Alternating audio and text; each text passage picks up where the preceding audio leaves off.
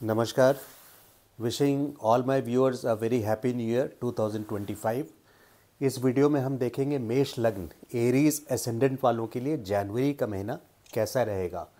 लग्नेश चौथे स्थान पे हैं, नीच राशि में ज़रूर हैं लेकिन सेनापति हैं, तो इनकी अपनी जो स्ट्रेंथ है सेनापति की, है ना, मंगल मंगल ही रहेंगे। नीच राशि में मंगल चेंज नहीं होते। तो यहाँ से सातवीं दृष्टि 10th हाउस पे पड़ रही है, तो कर्म स्थान पे पड़ रही है, तो कमांडिंग पोजीशन रहेगा आपका।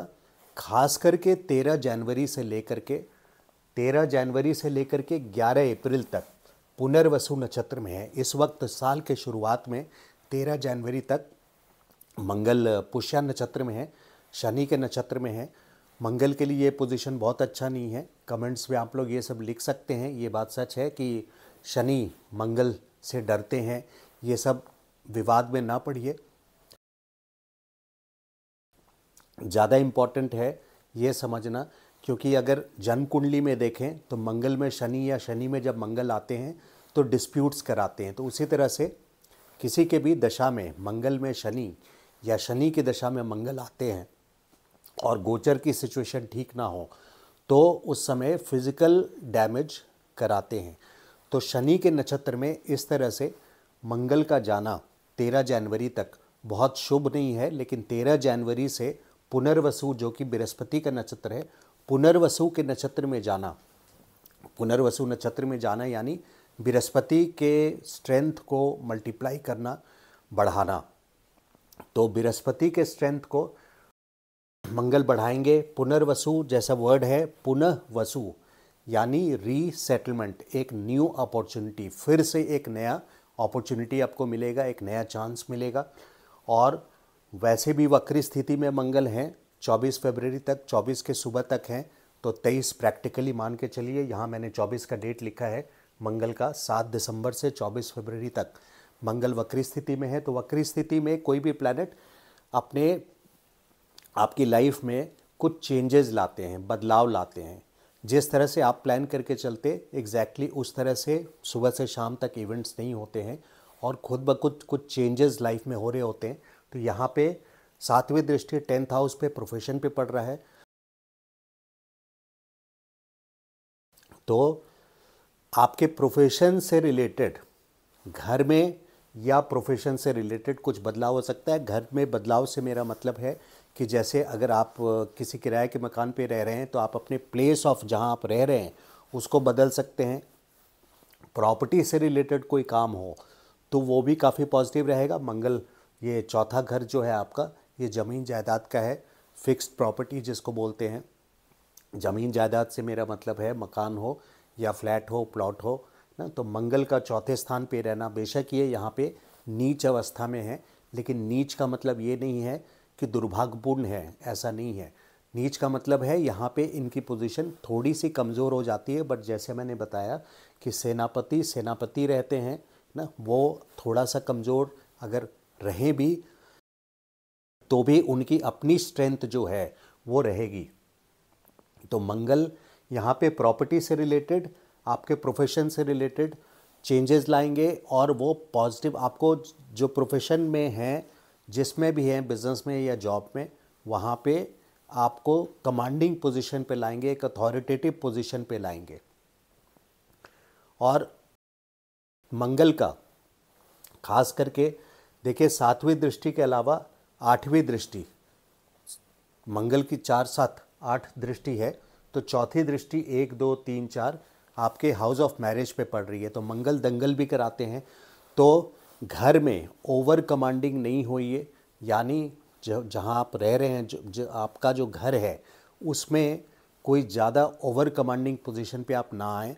और ख़ास करके स्पाउस के साथ भी अगर मैरिड हैं तो एग्रेशन ना दिखाएं, क्योंकि मंगल अगर स्ट्रॉन्ग नेगेटिव ट्रेट मंगल का बता रहा हूँ, नेगेटिव ट्रेट भी जानना यानी नेगेटिव उसके कैरेक्टरिस्टिक्स को भी बताना इम्पॉर्टेंट होता है। तो यहाँ पे you should be also careful, आपको केयरफुल रहना चाहिए any kind of dispute with your spouse and at home. Work place पे भी 100%। वहीं पॉजिटिव साइड है कि कमांडिंग पोजीशन पे आपको लाएंगे। और 13 जनवरी से ही पूरे 13 जनवरी से 11 अप्रैल तक मंगल पुनर्वसु नक्षत्र में है। पुनर्वसु, पुनः वसु, रीसेटलमेंट यानी न्यू अपॉर्चुनिटी, न्यू चांस, तो बहुत अच्छा नक्षत्र मैं मानता हूँ पुनर्वसु को। बृहस्पति के नक्षत्र हैं तो मंगल का गोचर, खास करके जब 24 फरवरी से मंगल मार्गी हो जाएंगे तो 24 फरवरी से लेकर के 11 अप्रैल तक मेष वालों के लिए, वृश्चिक वालों के लिए, वृश्चिक की हम बाद में बात करेंगे, मेष वालों के लिए बहुत अच्छी पोजीशन रहेगी 13 जनवरी से। फिर उससे भी बेटर 24 फरवरी के बाद से, क्योंकि मंगल वक्री से मार्गी हो जाएंगे, और 24 फरवरी से लेकर के 11 अप्रैल तक पुनर्वसु नक्षत्र में है। हम वहीं तक अभी बात करेंगे, मंथली वीडियो है, तो 24 फरवरी से लेकर के 11 अप्रैल तक ये सारी पोजीशन आपकी अच्छी है ओवरऑल। वहीं 13 जनवरी को मकर संक्रांति, जिसको बोलते हैं मकर राशि में सूर्य का आना, 13 जनवरी, टेक्निकली बोलें तो 14 जनवरी को सुबह 9:03 पे मकर में सूर्य आ रहे हैं, मकर राशि में प्रवेश करते हैं, यानी सूर्य उत्तरायण के हो जाते हैं, नॉर्दर्न हेमिस्फीयर में सूर्य आ जाते हैं। तो सूर्य का 10th में आना, सूर्य rules management authority, government, senior, father. जैसे मैं हर वीडियो में बताता हूँ, sun management authority, government, seniors, father, यानी गवर्नमेंट से रिलेटेड जिनका काम हो उनके लिए ये बहुत अच्छा टाइम है। 13 जनवरी से लेकर के 14 जनवरी से लेकर के 12 फरवरी तक, जब मकर में सूर्य रहेंगे। और वहीं पे मंगल की दृष्टि देखिए, खास करके 21 जनवरी तक, मंगल 14 जनवरी से लेकर के 21 जनवरी तक मंगल और सूर्य दोनों हैं। तो ये करीब एक सप्ताह का टाइम है जब बहुत ओवर फायरी ज़्यादा हो रहा है। मंगल भी फायरी साइन है, सूर्य भी फायरी साइन है, तो इसलिए मैंने पहले वार्न किया था वीडियो में कि डिस्प्यूट विथ स्पाउस या एट होम इसको अवॉइड कीजिएगा, खास करके 14 जनवरी से लेकर के 21 जनवरी तक। लेकिन जहाँ तक प्रॉस्पेरिटी की बात है, जहाँ तक री अपॉर्चुनिटी की बात है, एक दोबारा से अपॉर्चुनिटी की बात है, वो आपके लिए 13 जनवरी से लेकर के एंड मोर फ्रॉम मतलब ज़्यादा, फिर 24 जब मंगल मार्गी हो जाएंगे, 24 जनवरी से लेकर के जब पुनर्वसु नक्षत्र में रहेंगे 11 अप्रैल तक, तो ये पोजीशंस आपके लिए बहुत अच्छी है। वहीं पे आते हैं शनि पे। आपके कर्मेश शनि 11th हाउस में हैं, जो कि लाभ स्थान है। तो यहाँ पे बेनिफिट, मतलब डेफिनेटली ये बेनिफिट देंगे आपको, बट शनि की का अब गोचर आपके लाभ स्थान से, उस पर भी हम आते हैं, लाभ स्थान से मार्च लास्ट में 29 मार्च को राशि परिवर्तन कर लेंगे। लेकिन जनवरी की बात करें तो शुक्र के साथ शनि लाभ स्थान पे हैं। शुक्र की जो पोजीशन है वो 28 दिसंबर से 27 जनवरी तक, लगभग पूरा जनवरी, 27 जनवरी तक, 28 दिसंबर से 27 जनवरी तक शुक्र लाभ स्थान पर है। यहाँ पे शनि के साथ शुक्र का होना, जो माध्यम शनि का है, वो थोड़ा क्रूर होता है, यानी बहुत हार्ड अर्नड मनी शनि आपको देते हैं, क्योंकि सैटर्न है। सैटर्न का बेनिफिट देने का तरीका भी एक डिफरेंट है। और वही शुक्र आपके सेकंड हाउस के लॉर्ड हैं। तो सेकंड हाउस के लॉर्ड जब 11th में आते हैं, लाभ स्थान में आते हैं, तो खास करके बेनिफिट, इंक्रीज इन वेल्थ, बहुत छोटा सा टाइम है इसलिए एग्जैक्टली वेल्थ नहीं बोलेंगे, कैश फ्लो भी बोल सकते हैं, बट एड ऑन है, क्योंकि शनि के जो पोजीशन इस वक्त है लाभ देने का, उसमें एडिशन कर रहे हैं, उसमें सपोर्ट कर रहे हैं। शुक्र का पोजीशन उसमें सपोर्ट हो रहा है, क्योंकि ये दूसरे घर के स्वामी हैं। 28 दिसंबर से लेकर के 27 जनवरी तक कुंभ राशि में है, यानी आपके लाभ स्थान पर है। तो फिर बृहस्पति क्योंकि आपके सेकंड हाउस में हैं, दूसरे भाव में हैं, लेकिन वक्री स्थिति में है, तो वहीं पे जहाँ इनकम का आना बढ़ रहा है, वहीं पे खर्चे का भी सिचुएशन आगे की ओर जा रहा है, यानी एक्सपेंसेस ज़्यादा होंगे, क्योंकि बृहस्पति व्यय स्थान के स्वामी हैं, खर्च स्थान के स्वामी हैं, 12th के लॉर्ड हैं, सेकंड हाउस में हैं ज़रूर, तो इनकम लाना चाहिए, लेकिन चूंकि वक्री स्थिति में है 9 अक्टूबर से 3 फरवरी तक, इसलिए एक्सपेंसेस हाई रखेंगे।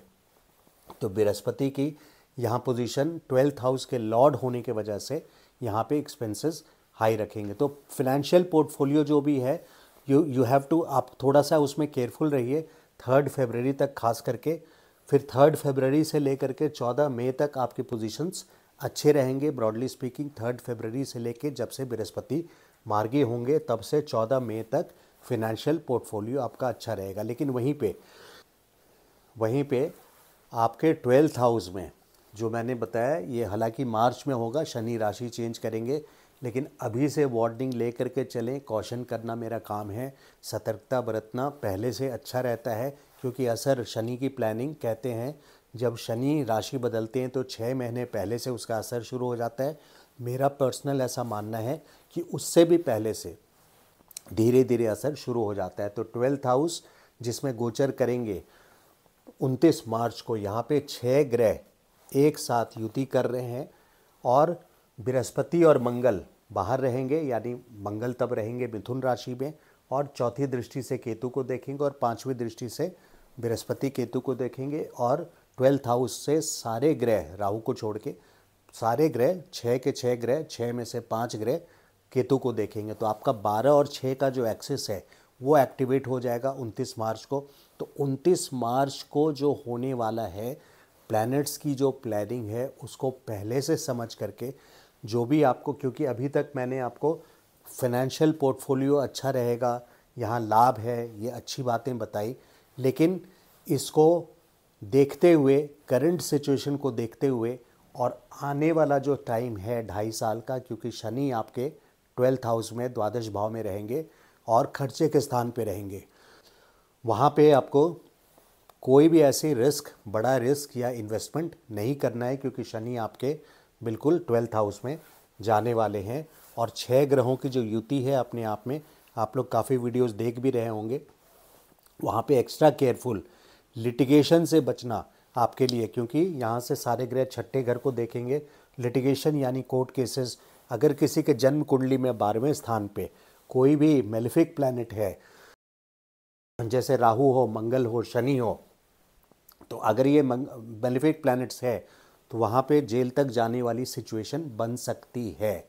ऐसा नहीं है कि ऐसा होगा ही, बट अगर जन्म कुंडली में आपके मेलेफिक प्लैनेट में से सपोज राहु है या मंगल है या शनि है ना, तो इस तरह के प्लैनेट्स अगर जन्म कुंडली में हैं या केतु भी हो, तो ऐसी सिचुएशन में hospital, jail, court cases, bedroom scandals, क्योंकि ये बेडरूम का भी घर है, इस तरह की सिचुएशंस आपके साथ बिल्ड हो सकती है, जिसके वजह से मैं पहले से आपको सतर्क कर रहा हूँ कि please be careful. Current situation बहुत रोज़ी लग रहा है। जनवरी में शुक्र भी 11th हाउस में आ गए, लाभ स्थान पर आ गए हैं और 2nd हाउस के लॉर्ड हैं, तो फाइनेंशियल बेनिफिट आपको ज़रूर देंगे। बृहस्पति भी आपके 2nd हाउस में है, आपके इनकम